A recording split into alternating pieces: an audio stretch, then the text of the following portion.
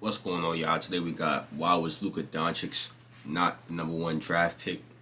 Let's get into it. I'm not sure he's going to be a dominating NBA player. I don't give a damn about how this kid in Europe looks. He doesn't pop athletically. It's so crazy. Yo. He doesn't look special to me. Luka Doncic was not only the most accomplished teenage That player to Florida ever rush come hour from traffic. Europe, he was the most accomplished teenager in basketball history. So how was he not selected first overall in the 2018 NBA draft? And why did 4 teams pass on Luka? We'll dive deep into Luka's basketball upbringing and his super successful career in Europe, mock some of the haters who doubted Doncic, and try to get into the minds of 4 GMs who didn't draft him. 16 minutes. That's how long an 8-year-old Luka played in his first ever basketball game, before his coach pulled him out simply because he saw that Luka was too good for these kids. He immediately put Doncic on a team with 12-year-olds, and it didn't take him long to be the best player on that team. At the age of 13, Luka moved to Spain to Real Madrid's youth academy, where he became MVP in every major tournament. In 2015, at the age of 16, he made his debut for the senior team and became the youngest player in club history. But Luka wasn't just some talented kid with his name on the roster and no playing time. In 2016, Doncic became a regular part of the rotation, and in 2017, he was one of the most important players on the team. He was named EuroLeague Rising Star by a unanimous vote and claimed the Spanish League's Best Young Player award. The best part? Luka was just getting started. During the summer, he helped the Slovenian team go undefeated at the European Championship and win the gold medal with 14 points, 8 rebounds, and 4 assists in 29 minutes per game. He was the second best player on the Slovenian team, behind Goran Dragic, who was the tournament MVP, while Luka made the all-tournament team. When he returned to Madrid, Luka became the starting point guard. It was his time to show what he can do as the alpha dog of the team. Doncic may have been a baby-faced 18-year-old, but he played with the poise of a 35-year-old veteran. Never before have we seen a player this young manipulate, bait, and make defenders look silly as much as Luka did. So it didn't take long for anyone to see what kind of player Luka Doncic is. And you didn't have to be some kind of advanced scout to see that. The biggest problem of talented young players, apart from physical immaturity, is that they usually have no idea what their strengths and weaknesses are in pro basketball. Luka didn't have any of those problems. His greatest strength was a deep understanding of basketball geometry and the ability to dominate possessions by adjusting to the defense. He thrived in the pick and roll as the primary ball handler, which is a skill that is not easily acquired. It requires intelligence, timing, body strength, and a solid shot. Doncic had it all. If the passing lanes to his teammates were closed, he had the ability to finish the possession himself. If the defense closes the driving lanes, Luka would find his teammates with surgical precision. The young Slovenian mastered his footwork and became a great scorer from mid-range, and due to his size and ball handling, he could exploit one-on-one matchups. It's an unfathomable mystery how at such a young age he could manipulate one matchup, score from mid-range, and due to his size and ball handling, he could exploit one-on-one matchups. It's an unfathomable mystery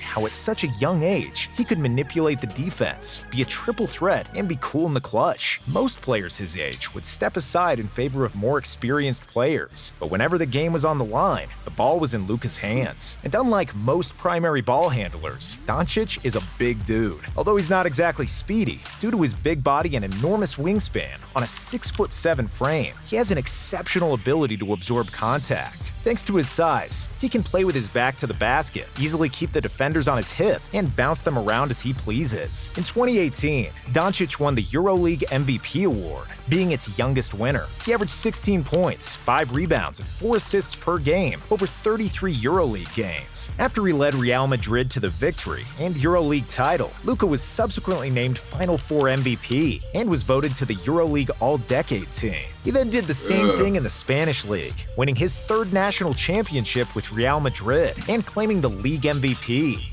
What's it feel like right now to be named the Turkish Airlines EuroLeague MVP? Yeah, it's amazing, it's like a dream come true. There have been other players who were equally accomplished when they came to the NBA. Players like Manu Ginobili, Toni Kukoc, and Dražen Petrovic all came to the NBA as EuroLeague champions and MVPs, but they all did it in their mid-20s. nobody did it as a teenager. And if we compare Luka to the American prospects, there have been players who were equally or more talented than Luka as teenagers. LeBron, Kareem, KD, and Carmelo were all stars of their high school and college teams, but neither of those guys had more individual and team accolades than Luka at the same level of competition. Winning a high school championship or an NCAA title is not an easy thing to do, but these are still amateur competitions. While top NCAA teams like Duke and Kentucky often have multiple future NBA players on their rosters, they're still boys who are going to class and taking exams. Luka has been the MVP of the EuroLeague and the Spanish ACB League, which are the best professional leagues in the world outside of the NBA. So how is it possible that talent so great as Luka, who won every possible trophy in Europe, was not selected first overall? Well, there are multiple reasons for that. The first was that the NBA general managers were a bit biased towards the EuroLeague, and they weren't sure that Luka's success would translate to the NBA. The truth was that many high draft picks from Europe have become busts when they come to America. Andrea Bargnani, who was the first overall pick in the 2006 draft, never delivered on his promise. He was soft and a defensive black hole. The same could be said about Enes Kanter, who was the third pick in 2011, Mario Hezonja, who was the biggest bust of the 2015 draft, or Dragan Bender, who was the fourth pick in 2016, but has never had a string of 2 good games and was soon out of the league. We also can't forget about the infamous Darko Milicic, a bust who was drafted second overall in front of 3 Hall of Famers. But maybe the biggest obstacle to Luka being the first pick was Ricky Rubio. Ricky was also a teenage star in the Spanish League and had won trophies in the EuroLeague and with the Spanish national team before moving to the NBA. But even though Ricky could never be called a bust, he never looked anything close to a superstar in the NBA, never averaging more than 13 points per game. And the third biggest concern about Luka came down to his body. Even though Doncic was a big guard, he was not going to beat a lot of people in a foot race, and will not ever participate in a dunk contest with his mediocre vertical jump. Though NBA GMs and analysts might have forgotten that Larry Bird wasn't exactly athletic, and that Magic Johnson had poor lateral speed and a few-inch vertical jump. Great players like Steve Nash, John Stockton, and Dirk Nowitzki couldn't jump over a puddle of water, and they are still some of the greatest to ever do it. But when you're coming from Europe, that's the kind of scrutiny you're going to be exposed to. It just comes with the territory. However, your place in the draft is not determined just by your skill and where you come from. It's also determined by the level of competition, and the 2018 draft class might have been the best class of the last decade. You have to take DeAndre Ayton with the #1 overall pick. DeAndre Ayton was a physical beast in college, a 7-footer with incredible coordination, exceptional speed in transition, and soft shooting touch. Before the draft, Ayton was projected to be the next Joel Embiid. Then there was Marvin Bagley, a left-handed big man with incredible athleticism and the graciousness of a figure skater. At Duke, Bagley was fluid, slippery, with a perfect finish in transition and around the basket. Michael Porter promised a ton of upside as a versatile 6'10" shooter who draws 1 billion fouls and was supposed to be the next coming of Kevin Durant. Mohamed Bamba was projected to be the greatest defender in the class, a gigantic center with a nearly 8-foot wingspan, and he looked like he could be the best blocker of all time, despite doing his best to mimic a tree on offense. Jaren Jackson Jr. was also rated extremely high as a rare combo big man who can block shots and shoot threes equally well. And let's not forget Trae Young, who led the NCAA in points and assists, was also projected to go high. And there were plenty of other quality players in this class who are now killing it in the NBA, namely Shai Gilgeous-Alexander, Jalen Brunson, Michael and Miles Bridges, and Robert Williams. Another factor that also comes into play with drafting new players is roster fit and who you already have on the team. The Phoenix Suns had the first overall pick. The Phoenix Suns select DeAndre Ayton.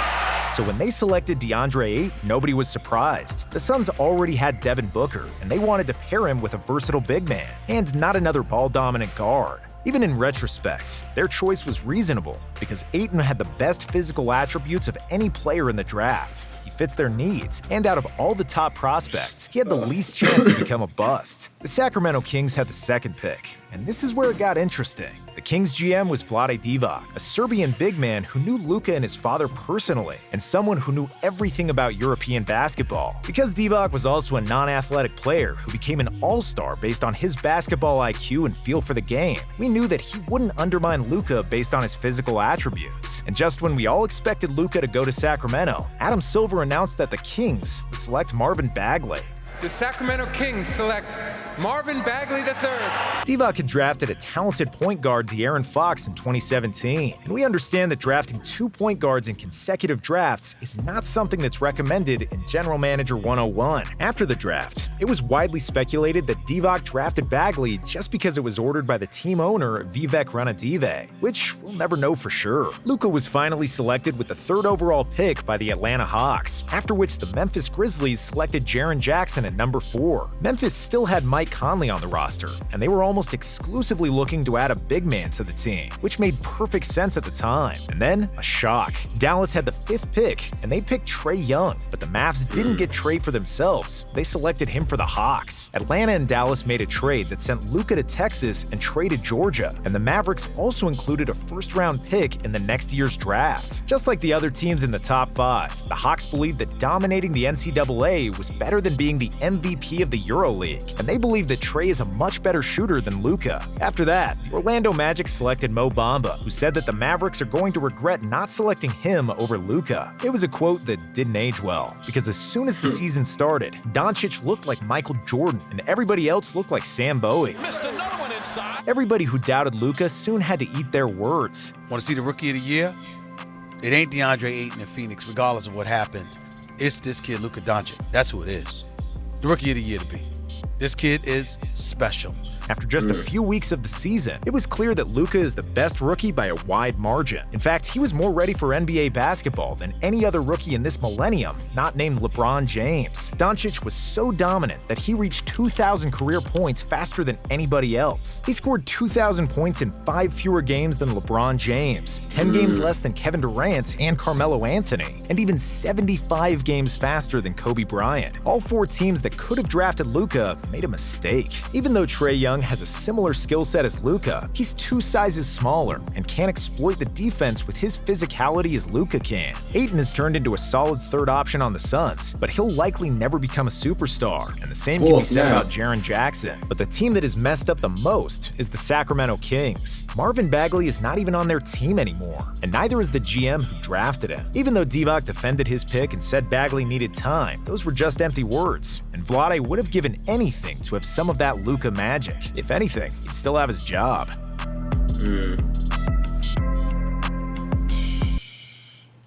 Last into this one, y'all. Why Luka Doncic didn't go number 1 in the draft, man. If you guys enjoyed this reaction, make sure you click on the last reaction. It's good for your health, man. And I'm out of here. Turn on post notifications. Links in the description, man.